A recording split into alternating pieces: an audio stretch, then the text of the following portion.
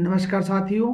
आज हम बात करेंगे पीएम श्री केंद्रीय विद्यालय शाहजहाँपुर में जो शिक्षकों की भर्ती निकली है उसके बारे में।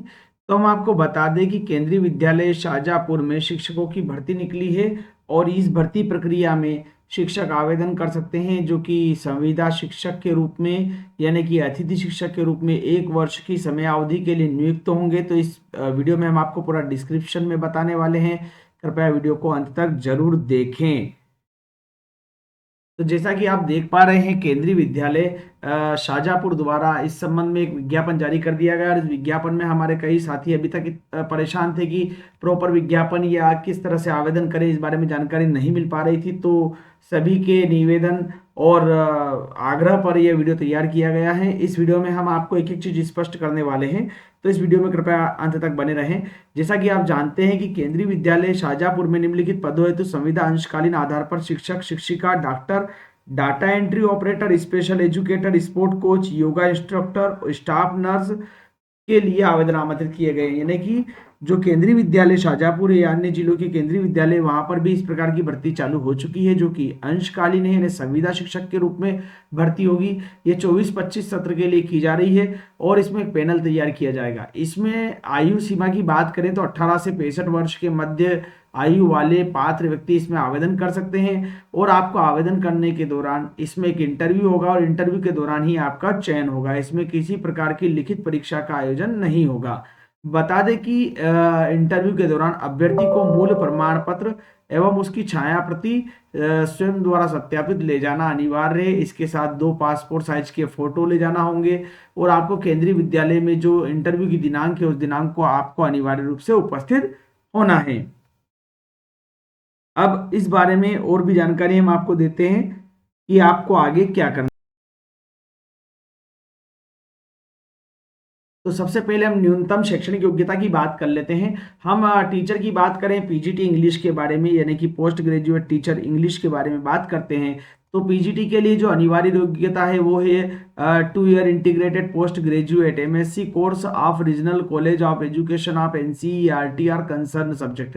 यानी आपको 2 वर्ष का जो इंटीग्रेटेड पोस्ट ग्रेजुएट कोर्स अगर आपका है, जैसे कि एमएससी कोर्स है जो कि एनसीईआरटी द्वारा मान्यता प्राप्त कॉलेज से किया गया हो, या फिर master degree from recognised university with at least 50% marks in aggregate in the following subject, या 50% के साथ आपने किसी मान्यता प्राप्त यूनिवर्सिटी से मास्टर डिग्री करी हो।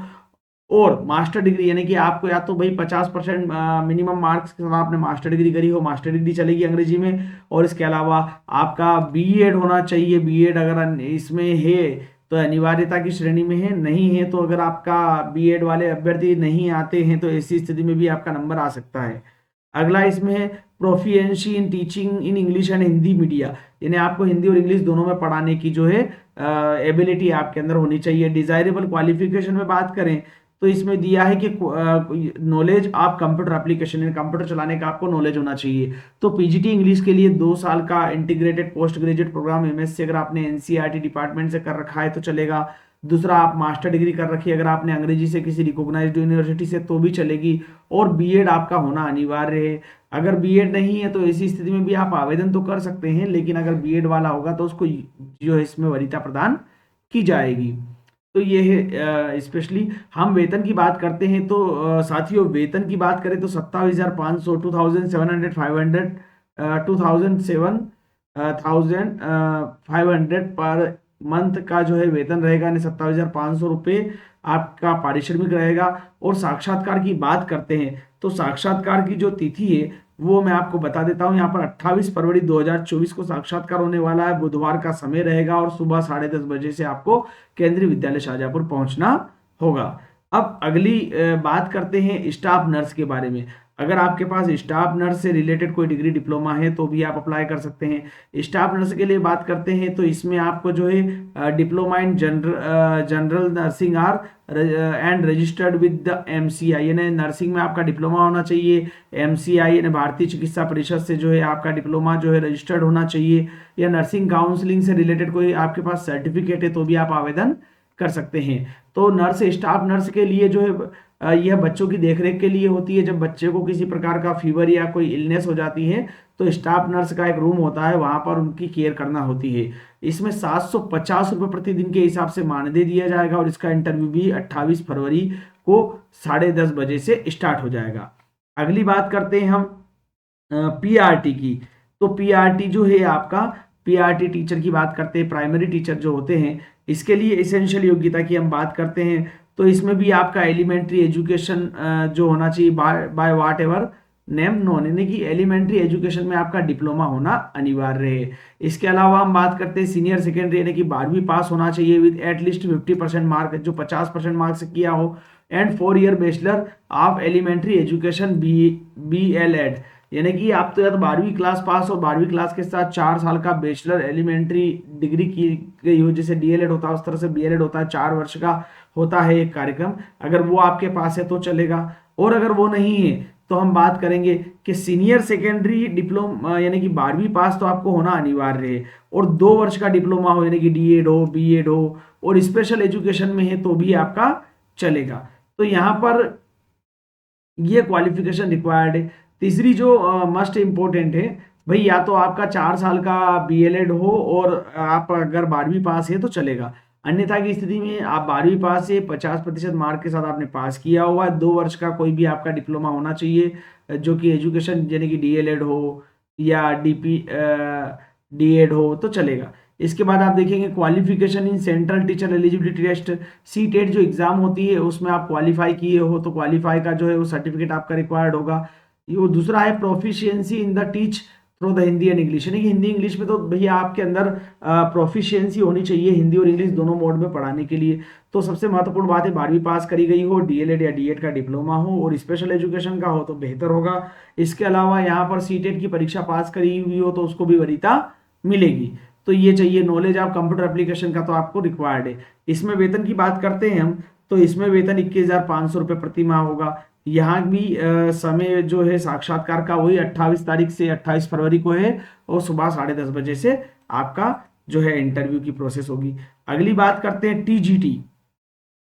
तो जो TGT साथियों हैं, ये TGT में आप बात करेंगे तो TGT के लिए जो इसेंशियल योग्यता की बात करते हैं, तो इसमें 4 year integrated degree course of regional college of education NCERT in the concerned subject with at least 50% mark in aggregate, और bachelor degree with at least 50% mark in the concerned subject या combination of subject and aggregate. अब यहाँ पर जो TGT जो है, इसके लिए जो अनिवार्य योग्यताएं हैं वो कुछ इस प्रकार से हैं। तो PRT ने जो प्राइमरी टीचर है उसके लिए सीनियर सेकेंडरी 12वीं होनी चाहिए, 2 वर्ष का डिप्लोमा आपके पास होना चाहिए, है ना, यानी कि स्पेशल एजुकेशन वगैरह में आपने कहीं में कर रखा है तो चलेगा। तो इस तरह से यहाँ पर जो है आपका PRT का, यानी प्राइमरी टीचर के लिए 12वीं पास और 2 वर्ष का डिप्लोमा हो, या सीनियर सेकेंडरी 12वीं पास और 4 वर्ष की जो है आपका BLED की डिग्री अगर है तो भी यहाँ पर चलेगी। या एलिमेंट्री एजुकेशन जो है आपने कर रखी है, एलिमेंट्री एजुकेशन में जो भी कोई डिप्लोमा कर रखा है वो आपका अनिवार्य होगा। यहाँ पर हम बात करते हैं CTET अगर आपका हो तो ज़्यादा बेहतर है, क्योंकि उसमें वरीयता होगी, तो CTET की एग्ज़ाम आप क्वालिफाई होना चाहिए। TGT की बात करते हैं हम लोग, तो ट्रेंड ग्रेजुएट टीचर की बात कर रहे हैं हम, तो यहाँ पर हमने बात करी थी कि 4 ईयर इंटीग्रेटेड डिग्री कोर्स होना चाहिए, जो मतलब 4 साल का अगर आपने इंटीग्रेटेड डिग्री कोर्स कर रखा है जो कि NCERT द्वारा होता है, या फिर आपके पास बैचलर डिग्री है जो कि 50% मार्क के साथ आपने किस सब्जेक्ट में बैचलर डिग्री करी है, यानी कि जो ग्रेजुएट की बात करते हैं, ग्रेजुएशन अगर आपका है पर्टिकुलर सब्जेक्ट में, जैसे मान लीजिए हिंदी, इंग्लिश और मैथ्स, तो TGT की 3 तरह की पोस्ट है तीनों लैंग्वेज की, यानी कि आपका BA हिंदी से हो, BA इंग्लिश से हो, BA और BSc मैथ्स से हो, तो यहाँ चलता है, तो वो आपको चाहिए होगा। तीसरी बात करते हैं हम यहाँ पर कि भाई TGT हिंदी के लिए बात करते हैं, तो Hindi is Hindi as a subject in all 3 years. अगर TGT हिंदी के लिए अगर आप अप्लाई करना चाहते हैं तो जो आपका हिंदी सब्जेक्ट होना चाहिए आपका Hindi as a subject in all 3 years, 3 साल में आपका हिंदी सब्जेक्ट से आपने जो है ग्रेजुएशन की हो। TGT इंग्लिश की बात करते हैं तो इसमें इंग्लिश 3 साल में, first year, second year, third year, तीनों में जो है इंग्लिश आपका स्पेशल सब्जेक्ट के रूप में होना चाहिए। TGT मैथ्स की बात करते हैं तो जो BSc मैथ्स से आप करेंगे तो वहाँ पर क्या होना चाहिए, bachelor degree in maths with any 2 of following subject. भाई बैचलर डिग्री मैथ्स की होनी चाहिए और उसमें 2 सब्जेक्ट होना चाहिए, फिजिक्स होना चाहिए, केमिस्ट्री होना चाहिए, या इलेक्ट्रॉनिक्स होना चाहिए, कंप्यूटर साइंस होना चाहिए। यानी कि इनमें से कोई भी दो सब्जेक्ट के साथ अगर आपने मैथ्स लिया था बैचलर डिग्री में, यानी बीएससी मैथ्स किया है और बीएससी मैथ्स में आपका केमिस्ट्री और फिजिक्स है तो चलेगा, बीएससी मैथ्स में आपका इलेक्ट्रॉनिक्स और कंप्यूटर साइंस है तो चलेगा, या बीएससी मैथ्स में आपका इलेक्ट्रॉनिक्स है, फिजिक्स और केमिस्ट्री है तो भी चलेगा, या स्टैटिक्स है तो भी चलेगा। अगर हम बात करते हैं यहाँ पर कि आप टीजीटी साइंस के लिए बात करते हैं, तो जो टीजीटी साइंस है, टीजीटी साइंस के लिए बात करेंगे तो यहाँ पर बॉटनी चलेगा, जूलॉजी चलेगा एंड केमिस्ट्री। यानी बॉटनी, जूलॉजी और केमिस्ट्री से आपका जो है ग्रेजुएशन होना चाहिए और पास होना चाहिए आप सीटीईटी, मैंने सेंट्रल एलिजिबिलिटी टेस्ट, जो टीचर एलिजिबिलिटी टेस्ट आपको क्लेरिफाई होना चाहिए, जो जनरली होता है हर 6 महीने में, ये टेस्ट होता है सीटेट का, ये आप क्वालिफाई होना चाहिए।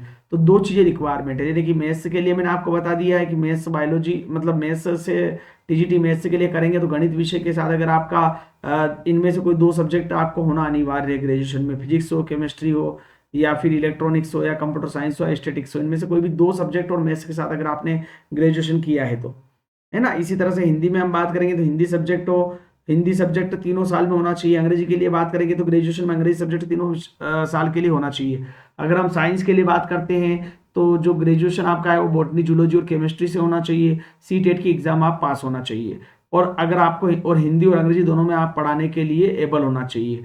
नॉलेज की बात करते हैं तो कंप्यूटर नॉलेज यहाँ पर जो है अनिवार्य करा गया है। तो यहाँ पर ये कुछ चीजें हैं जो कि हम आपको बता रहे हैं। अगला है साथियों, यहाँ पर एक कंप्यूटर इंस्ट्रक्टर की भी जॉब है। कंप्यूटर इंस्ट्रक्टर यानी जो कंप्यूटर सिखाने वाला हो, एज अ कंप्यूटर ट्रेनर की हम बात कर सकते हैं। तो कंप्यूटर इंस्ट्रक्टर में जो है क्या रिक्वायरमेंट है, तो यहाँ पर अगर बी हो या बी टेक है कंप्यूटर साइंस से, बीसीए है, एमसीए है, एमएससी कंप्यूटर साइंस है, एमएससी इलेक्ट्रॉनिक्स है विद कंप्यूटर साइंस है, एमएससी आईटी है, या बीएससी कंप्यूटर साइंस है। यानी कि बीएससी कंप्यूटर साइंस कर रखा हो, बी कंप्यूटर से कर रखा हो, बीटेक कंप्यूटर साइंस से कर रखा हो, एमएससी कंप्यूटर साइंस से की हो, या एमएससी कंप्यूटर साइंस के अलावा एमएससी आईटी से की हो, बीएससी कंप्यूटर साइंस हो, चलेगा। तो आप इस कंप्यूटर इंस्ट्रक्टर के लिए वैलिड है। या फिर आपने बैचलर डिग्री कर रखी हो, मास्टर डिग्री कर रखी हो, एनी साइंस सब्जेक्ट, किसी भी साइंस सब्जेक्ट में या मैथमेटिक्स सब्जेक्ट में फ्रॉम रिकॉग्नाइज्ड यूनिवर्सिटी से, और पीजी किया हुआ हो, पीजी डिप्लोमा कंप्यूटर एप्लीकेशन में किया हो। यानी देखिए साथियों, इसमें क्या है, या तो देखिए आपने यहाँ भाई कंप्यूटर से ही बैचलर डिग्री कर रखी हो, मास्टर डिग्री करी हो तो बेस्ट है। लेकिन अगर आपने बैचलर डिग्री अगर साइंस से करी है या मैथ्स से करी है, मैथ्स या साइंस के सब्जेक्ट से करी है, और पीजी डिप्लोमा अगर आपके पास है कंप्यूटर का, तो भी आपको यहाँ पर वैलिड रहेगा। या फिर तीसरा ऑप्शन है पीजी डिग्री हो किसी भी सब्जेक्ट में with post graduate diploma in computer application है, पीजीडीसी है, पोस्ट ग्रेजुएट डिप्लोमा है। अगर पोस्ट ग्रेजुएट डिप्लोमा के साथ आपने कोई भी पोस्ट ग्रेजुएट डिग्री कर रखी हो फ्रॉम गवर्नमेंट रिकॉग्नाइज्ड यूनिवर्सिटी तो भी चलेगा। कंप्यूटर इंस्ट्रक्टर के लिए मतलब पोस्ट ग्रेजुएट कर रखा हो, पीजीडीसी हो, चलेगा।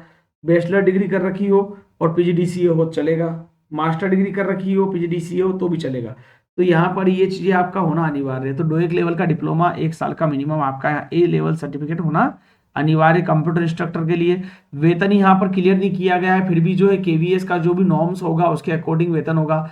यहाँ पर हम बात करते हैं 28 तारीख को ही आपका इंटरव्यू होगा, तो इंटरव्यू की डेट भी सेम रहेगी। अगली बात करते हैं एक पोस्ट और इसमें है डाटा एंट्री ऑपरेटर की। तो साथियों डाटा एंट्री ऑपरेटर में भी इसेंशियल योग्यता सेम ही है, पास्ड सीनियर सेकेंडरी यानी 12वीं पास होना चाहिए एटलीस्ट 50%, और डिप्लोमा डिग्री होना चाहिए कंप्यूटर में। कंप्यूटर में डिप्लोमा डिग्री हो, 12वीं पास हो, और बैचलर डिग्री अगर रिकॉग्नाइज्ड यूनिवर्सिटी से है तो उसको वरीयता दी जाएगी, सीपीसीटी पास है तो उसको भी वरीयता दी जाएगी। और इनका वेतन भी केवीएस के नॉर्म्स के अकॉर्डिंग रहेगा, और 28 तारीख को ही 28 फरवरी को 10:30 बजे से भी इंटरव्यू स्टार्ट होगा, तो ये भी जरूरी है। इसके अलावा स्पेशल एजुकेटर प्राइमरी की बात करते हैं तो इसमें डीएड या स्पेशल एजुकेटर, मैंने स्पेशल एजुकेटर प्राइमरी में स्पेशल एजुकेटर की बात करते हैं तो स्पेशल जनरली होता है निःशक्त बच्चों के लिए जो कि विकलांग होते हैं, दिव्यांग जन होते हैं। तो आपने डीएड कर रखा है लेकिन स्पेशल एजुकेशन से कर रखा है तो इसमें मान्य होगा। Or its equivalent from the RCI recognised institute must be registered with RCI, यानी आरसीआई से रजिस्टर्ड यूनिवर्सिटी या इंस्टीट्यूट से अगर आपने कोई डिग्री डिप्लोमा किया हो स्पेशल एजुकेशन में तो यह मान्य रहेगा। इसके लिए वेतन की बात करते हैं तो 21,250 रुपये प्रति माह होगा, और इसका इंटरव्यू का समय और तारीख भी सेम है 28 फरवरी को सुबह 10:30 बजे से। अगली बात करते हैं साथियों काउंसलर की। एक बहुत अच्छी पोस्ट है ये काउंसलर की, जहां पर आपको विद्यार्थियों की काउंसलिंग करना होती है। इसमें बीए बीएससी साइकोलॉजी से किया हो 50% मार्क्स के साथ, या 1 ईयर डिप्लोमा हो करियर काउंसलिंग या गाइडेंस का तो चलेगा, है ना। मिनिमम डिजायरेबल क्वालिफिकेशन की बात करते हैं तो मिनिमम 1 ईयर एक्सपीरियंस अगर है आपका करियर या एजुकेशनल रिसर्च सेंटर में तो रिक्वायर्ड है। इसमें वेतन काफी अच्छा है। यहाँ पर हम काउंसलर की बात करते हैं 26,250 रुपये प्रति महीना है, और आपके पास बीए साइकोलॉजी है, बीएससी साइकोलॉजी है, तो आप यहाँ पर डिजर्व करते हैं। ठीक है, अगली बात हम करते हैं, या फिर अगर आप बात करेंगे कि भाई वर्किंग नॉलेज होना चाहिए, एक्सपीरियंस होना चाहिए प्लेसमेंट ब्यूरो का, या registration with rehabilitation counselling of India as vocational counsellor. Vocational counsellor के रूप में आपका जो है regional rehabilitation council of India में आपका रजिस्ट्रेशन होना चाहिए। अगला यहाँ पर डॉक्टर की वैकेंसी भी है। डॉक्टर की वैकेंसी भी बच्चों के लिए होती है, तो एमबीबीएस डॉक्टर हो या स्टेट मेडिकल काउंसिल से रजिस्टर्ड हो, इसका भी 1,000 रुपये प्रति 2 घंटे के लिए दे होगा। इसका इंटरव्यू भी सेम तारीख को है। स्पोर्ट कोच की बात करते हैं तो स्पोर्ट्स में भी ग्रेजुएट होना चाहिए विद बीपीएड या एमपीएड। इसका वेतन भी अच्छा है, यहाँ पर 21,250 रुपये वेतन है, और 28 फरवरी को ही इसका इंटरव्यू भी होगा। साथियों, इस सारी योग्यताओं की चर्चा करने के बाद इस वीडियो में अंत तक बने रहे, ताकि हम आपको ये भी बताएं कि आप आवेदन कैसे करेंगे, आवेदन का प्रारूप क्या होगा, वो भी हम इसको वीडियो के अंत में बताने वाले हैं। योगा इंस्ट्रक्टर की हम बात करते हैं तो योगा इंस्ट्रक्टर जो है योग के लिए होता है, और योगा इंस्ट्रक्टर में हम बात करेंगे तो डिग्री होना चाहिए या डिप्लोमा होना चाहिए किसी भी रिकॉग्नाइज्ड यूनिवर्सिटी से। 1 ईयर का योगा में आपका डिप्लोमा चाहिए। 1 ईयर का अगर आपने योग में डिप्लोमा कर रखा है किसी भी रिकॉग्नाइज्ड यूनिवर्सिटी से तो आप वैलिड है, और इसमें भी अच्छा वेतन है 21,250। यानी आपने अगर योग का डिप्लोमा किया है किसी भी यूनिवर्सिटी से तो भी आप अप्लाई कर सकते हैं। तो ये बहुत ही बेहतर चांस है, बेहतर अपॉर्चुनिटीज है, और सभी पदों के लिए हिंदी और अंग्रेजी माध्यम में पढ़ाने की योग्यता अनिवार्य है। अन्य शर्तें जो है आप केंद्रीय विद्यालय की वेबसाइट पर देख सकते हैं। तो मूल शर्तें जो है मैंने आपको बता दी है। पुलिस का चरित्र सत्यापन भी इसमें होगा चयनित अभ्यर्थियों का, ये भी बात आपको ध्यान रखना है। चलिए अब बात कर लेते हैं आवेदन पत्र की। आवेदन पत्र कैसे भरना है, क्या प्रारूप रहेगा। तो चलिए हम आपको लेकर आ गए केंद्रीय विद्यालय की शाहजहांपुर की इस वेबसाइट पर, जिसका एड्रेस है shahjahanpur.kvs.ac.in। यहाँ पर आप जाएंगे अनाउंसमेंट में तो आप देखेंगे यहाँ पर जो पहला विज्ञापन डला हुआ है, जो कि नया विज्ञापन है, जो 15 फरवरी को ही अपलोड किया गया है 2 दिन पहले। कॉन्ट्रेक्चुअल एप्लीकेशन फॉर्म की बात करें तो यहाँ पर दिया हुआ है, यहाँ से आप डाउनलोड कर सकते हैं। वीडियो के डिस्क्रिप्शन बॉक्स में भी हम आपको एप्लीकेशन फॉर्म अवेलेबल करवा देंगे। सबसे पहले एप्लीकेशन फॉर्म को देख लेते हैं। तो साथियों ये है एप्लीकेशन फॉर्म का फॉर्मेट। इससे पहले आपको ऑनलाइन लिंक पर जानकारी भी भरना है, इस बात का विशेष ध्यान दें। तो पहले हम एप्लीकेशन फॉर्म के फॉर्मेट को समझ लेते हैं, उसके बाद आपको ऑनलाइन एप्लीकेशन भी सबमिट करना है। कैसे ऑनलाइन लिंक पर क्लिक करके आप अप्लाई करेंगे उसकी लिंक भी हम भी वीडियो के डिस्क्रिप्शन में भी दे रहे हैं और यहाँ बताने वाले हैं। सबसे पहले ये आवेदन का प्रारूप आप डाउनलोड कर लें, इसमें आपको जानकारी भरना है। इसमें जो है यहाँ पर all entries must be in capital letter. जितनी भी एंट्रीज आप भरेंगे वो कैपिटल लेटर में होना चाहिए। और 1 form should be used for 1। एक व्यक्ति के लिए या एक पोस्ट के लिए एक ही फॉर्म होगा। अगर आप एक से ज्यादा पोस्ट के लिए अप्लाई करना चाहते हैं तो आप यहाँ से 2 फॉर्म 3 फॉर्म भी डाउनलोड कर सकते हैं, जितनी पोस्ट के लिए आप अप्लाई करना चाहते हैं। यहाँ पर आपको पहले वाले में भरना है पोस्ट अप्लाइड फॉर, यानी जिस पोस्ट के लिए आप अप्लाई कर रहे हैं वो भर देंगे।